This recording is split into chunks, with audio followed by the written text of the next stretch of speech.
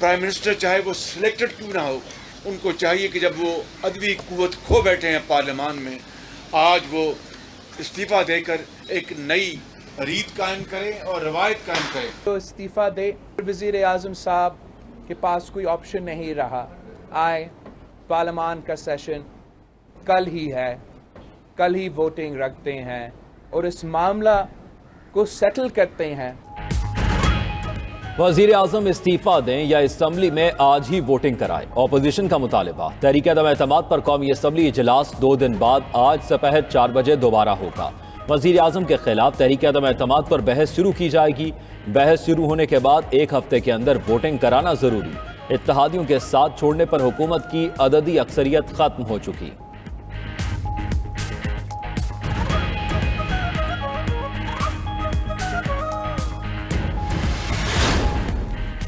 Opposition की मुश्तरका parliamentary party का इजलास आज दोपहर 3 बजे तलब। शहबाज शरीफ की ज़ेर सदारत इजलास में आसिफ जरदारी, बिलावल भुट्टो, JWP, BAP और MQM अरकान शरीक होंगे। असम्बली इजलास की हिकमत अमली और नंबर्स गेम का जायजा लिया जाएगा।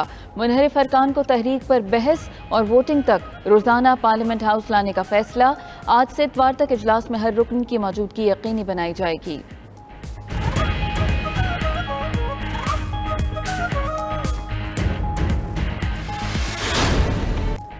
MQM से पार्टनरशिप भी टूट गई। कप्तान क्रीज पर अकेला रह गया। सबसे बड़ी इत्तेहादी जमात भी वफाकी हुकूमत से अलग।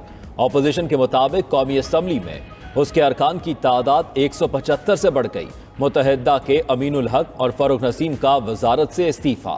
MQM राब्ता कमेटी और पीपल्स पार्टी CEC की मुआहदे की तौसीक। MQM क़यादत का ऑपोजिशन से मुआहदे का मुश्तरका प्रेस कॉन्फ्रेंस में ऐलान।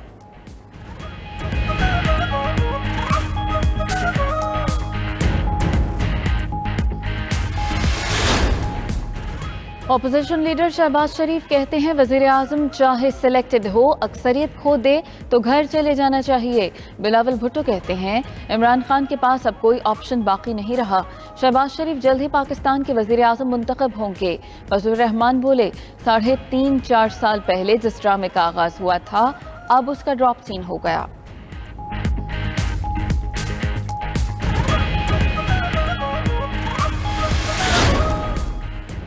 वज़ीर आज़म ने धमकी आमेज खत काबीना अरकान और सीनियर सहाफ़ियों को दिखा दिया। इमरान खान ने अस्करी हुक्काम से मुलाकात में भी खत दोबारा शेयर किया।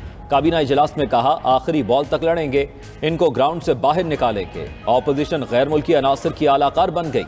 दूसरी जानिब वज़ीर आज़म इमरान खान का कौम से खिताब मौखर।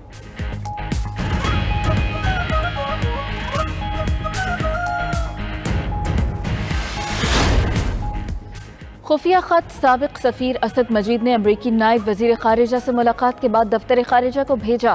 खत में तहरीक अदम एतमाद का बार बार तस्करा, सख्त ज़बान इस्तेमाल की गई। लिखा गया तहरीक अदम एतमाद नाकाम हुई तो पाकिस्तान को संगीन नताइज भुगतना होंगे। तहरीक अदम एतमाद कामयाब हो तो सारे गुनाह मुआफ़ कर दिए जाएंगे। काबीना से मंदरजात शेयर करने के बाद मुरासले को ऑफिशियल सीक्रेट एक्ट के तहत सील कर दिया गया।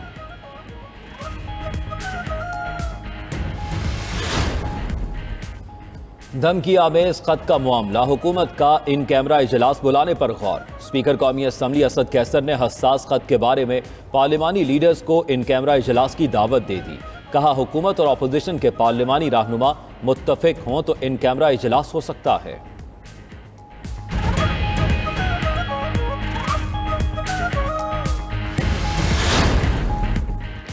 इस्लामाबाद हाई कोर्ट ने वज़ीर आज़म को खुफिया मालूमात अफशा करने से रोक दिया। चीफ जस्टिस अतहर मिनल्ला ने 4 सफ़हात पर मुश्तमिल फैसला जारी कर दिया। लिखा उम्मीद है वज़ीर आज़म हलफ की खिलाफ वर्जी नहीं करेंगे, खुफिया दस्तावेजात सामने नहीं लाएंगे। दरख्वास्त गुजार ने ऑफिशियल सीक्रेट एक्ट 1927 के तहत खुफिया सरकारी दस्तावेजात पब्लिक करने से रोकने की इस्तदा की थी।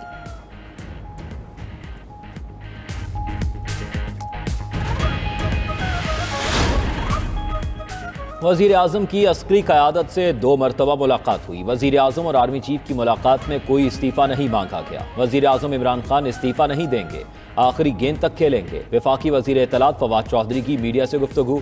बोले लग रहा है हम कमज़ोर हैं लेकिन हम कमज़ोर नहीं, गेम पलटेगी। शहबाज गिल बोले इमरान खान को सॉफ्ट सिग्नल काफ़ी दिनों से मिल रहे थे कि आप हमें पसंद नहीं हैं।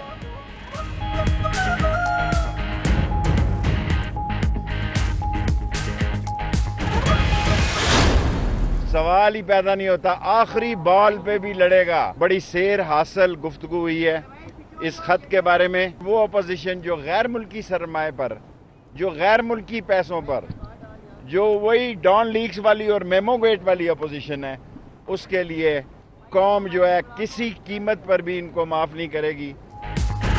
इस्तीफे का सवाल ही पैदा नहीं होता। कप्तान आखिरी बॉल पर भी लड़ेगा। ये मेमोगेट और डॉन लीक्स जैसी सूरत हाल है। शेख रशीद की मीडिया से गुफ्तगू। फैसल जावेद कहते हैं कि धमकी आमेज खत पाकिस्तान पर हमला है। वज़ीर आज़म सामने ले आएं तो अपोजिशन तबाह हो जाएगी। कौम को खुशखबरी हो, हम 100% जीत चुके। फारूक हबीब बोले, खुलेआम किसी मुल्क को ऐसी धमकी 3.5 साल में नहीं देखी।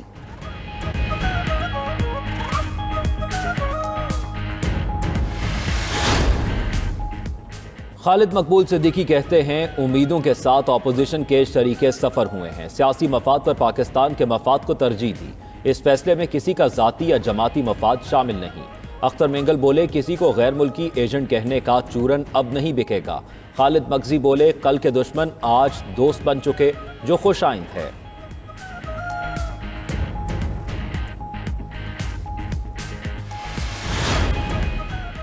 सिंध हाउस में मुत्तहिदा अपोजिशन का इजलास। पीटीआई के 22 मुनहरिफ अरकान शरीक हुए। इजलास में आमिर लियाकत, जवेरिया जफर और फवाद चौधरी के कज़न फारूक अल्ताफ भी शरीक।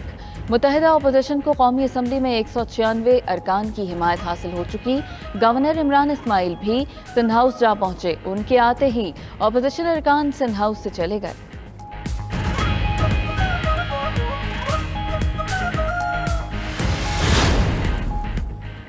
एमक्यूएम रहनुमा कवर नवीद को इस्लामाबाद एयरपोर्ट पर चंद लोगों ने घेर लिया। मुश्तल अफराद ने एमक्यूएम पर सख्त जुमले कसे, ज़मीर फरोशी और गद्दारी के इल्ज़ामात लगाए, ब्रीफ केस पर सवालात उठाए। कवर नवीद ने कहा, आप अपने एजेंडे पर काम कर रहे हैं। फैसल सब्जवारी कहते हैं, पीटीआई कारकुनों ने कवर नवीद से उलझने की कोशिश की। अपने हामियों को पुरअमन रखना सियासी जमातों की जिम्मेदारी है।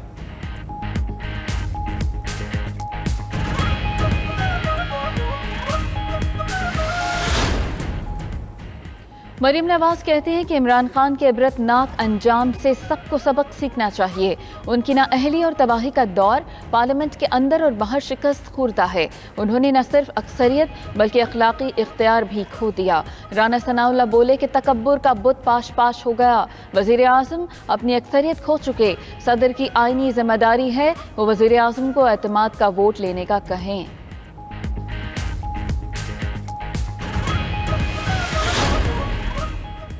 पंजाब में हुकूमती वक्त की तरीन ग्रुप को मनाने की एक और कोशिश। सूबाई हुकूमत के वक्त की तरीन ग्रुप के रहनुमाओं से मुलाकात, हुकूमती सतह के फैसलों पर हिमायत मांगी। दूसरी जानिब अलीम खान ग्रुप का बड़ा फैसला, परवेज इलाही को वजारत आला के लिए वोट देने से इनकार कर दिया। तहरीक इंसाफ के हम ख्याल चीना ग्रुप का भी वजीर आला के उम्मीदवार परवेज इलाही पर तहफ़्फ़ुज़ात का इजहार।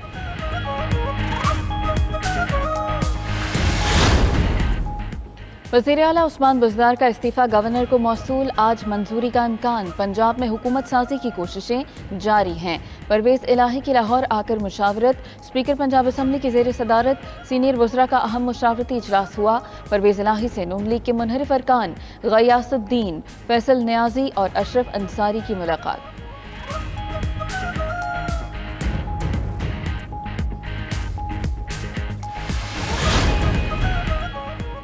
खैबर पख्तूनख्वा में बल्दियाती इंतखाबात का दूसरा मरहला, वोटिंग आज होगी। 18 अजला की 65 तहसीलों में 28,020 उम्मीदवार मद्दे मुकाबिल। इलेक्शन कमीशन ने बलूचिस्तान में बल्दियाती इंतखाबात का शेड्यूल भी जारी कर दिया। कागजात नामजदगी 15 से 18 अप्रैल तक जमा होंगे। बलूचिस्तान के मुख्तलिफ अजला में बल्दियाती इंतखाबात के लिए पोलिंग 29 मई को होगी।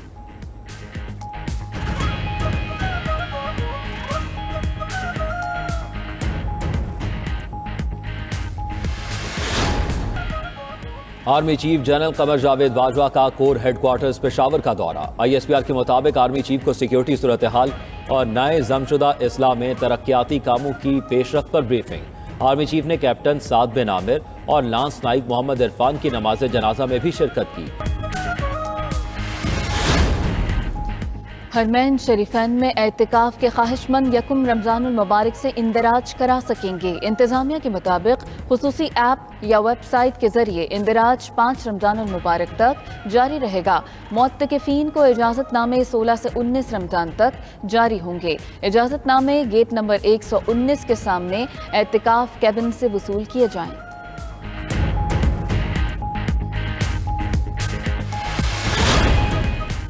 पाक ऑस्ट्रेलिया वनडे सीरीज का दूसरा मैच आज खेला जाएगा। कौमी टीम आज का मैच जीतकर सीरीज में वापस आने की कोशिश करेगी।